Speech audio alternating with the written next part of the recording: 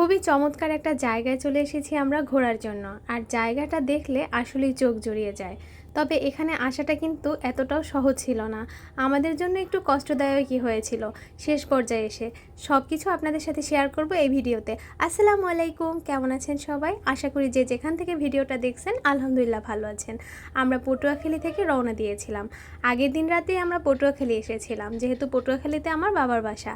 সকাল 7টার দিকে আমরা বাসা থেকে রওনা হই। আর এই কিছু দূর আসার পর দেখুন এতটা রোদ ছিল, আর আকাশে কিন্তু কোনো মেঘ ছিল না, একদমই রোদ ঝলমলে একটা সুন্দর দিন ছিল। আমরা তো ভেবেছিলাম দিনটা আমাদের জন্য আরও অনেকটা সুন্দর হবে। যাই হোক, এভাবে কিন্তু আমরা চলে যাচ্ছি হাইওয়ে রোড ধরে। আর এই চারিপাশের দৃশ্য কিন্তু খুবই অপরূপ, দেখতে খুব ভালো লাগছিল। মাঠে মাঠে বৃষ্টির পানি জমে একদমই নদীর মতো হয়ে আছে, যা দেখতে আরও বেশি ভালো লাগে। আর এই পানিতে কিন্তু ছোট বড় অনেক মাছ পাওয়া যায়। দূরে দূরে দেখা যাচ্ছে ছোট বড় অনেক বক মাছ ধরছে ঠোঁট দিয়ে। আমরা যাচ্ছি নিদ্রার চর নামক একটা সুন্দর জায়গায়, আর সেখানে রয়েছে শুভ সন্ধ্যা সমুদ্র সৈকত।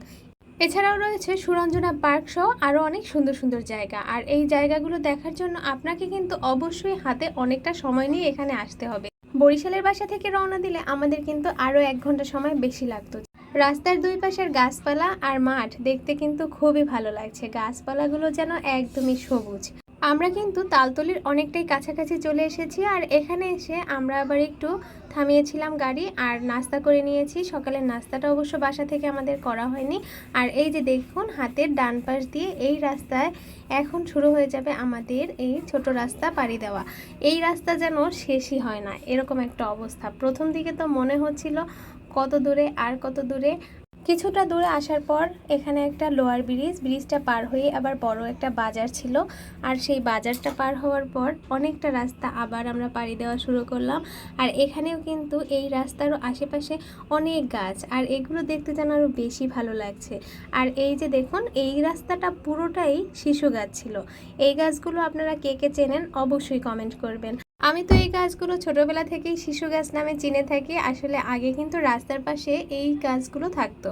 আর আপনারা যদি অন্য কোনো নামে চিনে থাকেন অবশ্যই কমেন্ট করবেন। আর এখানে আসার পর আবহাওয়াটা কিন্তু হঠাৎ করে একটু চেঞ্জ হয়ে গেল। হঠাৎ করে মনে হচ্ছে যেন একটু বাতাস শুরু হলো।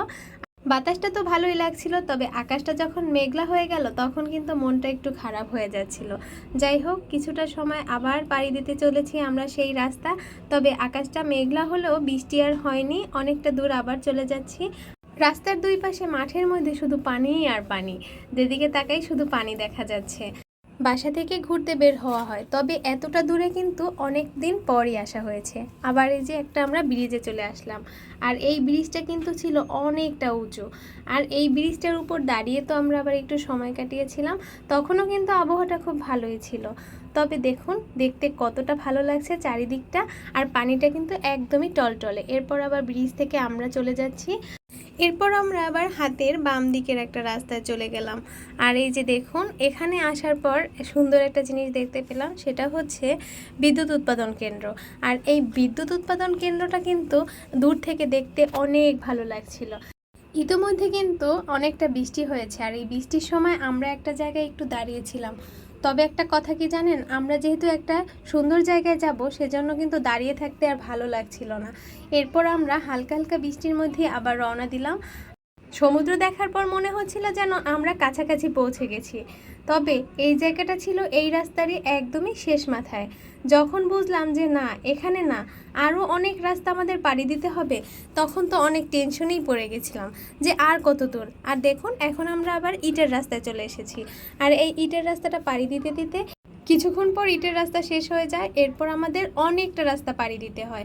অবশেষে আমরা সেই ব্রিজে চলে আসলাম। বাজার পর্যন্ত এসে সেখান থেকে আবার কিন্তু একটা মাটির রাস্তা পাড়ি দিতে হয়েছে। তখনও কিন্তু অনেকটাই বৃষ্টি হচ্ছিল, বৃষ্টিতে ভিজে ভিজে আমরা চলে এসেছি। মাটির রাস্তাটা ছিল বৃষ্টির কারণে অনেকটা পিছলে, মনে হচ্ছে যেন এখনই পড়ে যাব। আর এই যে নূরকে আপনাদের ভাইয়া এভাবে করেই নিয়ে এসেছে। আর আমরা কিন্তু এখন কাঙ্ক্ষিত স্থানে চলে আসলাম। এই জায়গাটা অনেকে ডিসি পয়েন্ট বা নির্যাচন নামেও চিনে থাকে। এখানে আসার পর কিন্তু সবারই চোখ জুড়িয়ে যাচ্ছে। আসলে চারিদিকটা একদমই সবুজের সমারোহ, এতটা ভালো লাগছিল। তবে বৃষ্টিটা যদি না হতো অনেকটা ভালো লাগতো। আমরা যখন বাসা থেকে রওনা দিই তখন কিন্তু পুরোপুরি রোদ ছিল, আমরা ভাবিনি এভাবে বৃষ্টি হবে।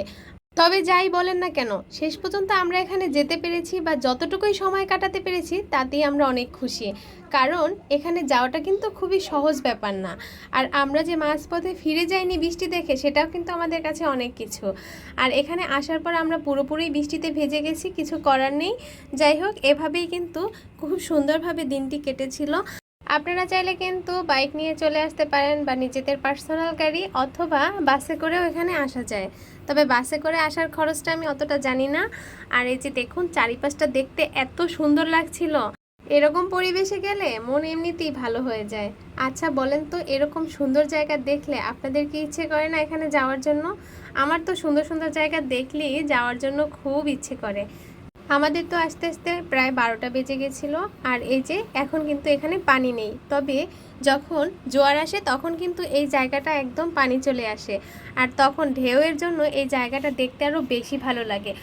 এখানকার স্থানীয় লোকদের কাছ থেকে আমি জানতে পেরেছি যে এখানে পানি আসতে প্রায় বিকাল 4টা থেকে 5টা বেজে যাবে। আসলে অতটা টাইম আমাদের পক্ষে থাকা সম্ভব ছিল না। আর যেহেতু আমরা অনেকটা ভিজিয়ে গিয়েছিলাম, এরা তো অনেকটাই আনন্দ করেছে। এই যে আমার ভাই দেখুন ওর অবস্থাটা।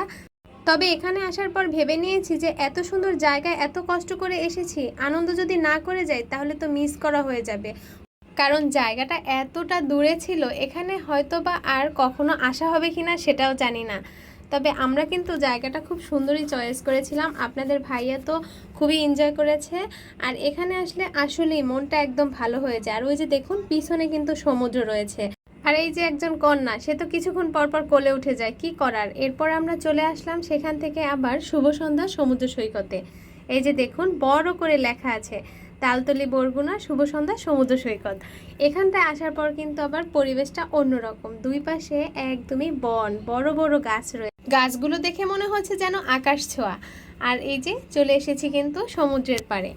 এই সমুদ্রের পাড়ে আসার পর তো আবার ফিলটা অন্যরকম হয়ে গেল, মনে হলো যেন কুয়াকাটা বা কক্সবাজার সমুদ্র সৈকতে চলে এসেছি। যাই হোক, এখানে আসার পর কিন্তু আমাদের সবারই অনেকটাই ভালো লেগেছিল। আর দেখুন, এই যে আমার ভাইটা কিন্তু হেঁটে হেঁটে চলে যাচ্ছে।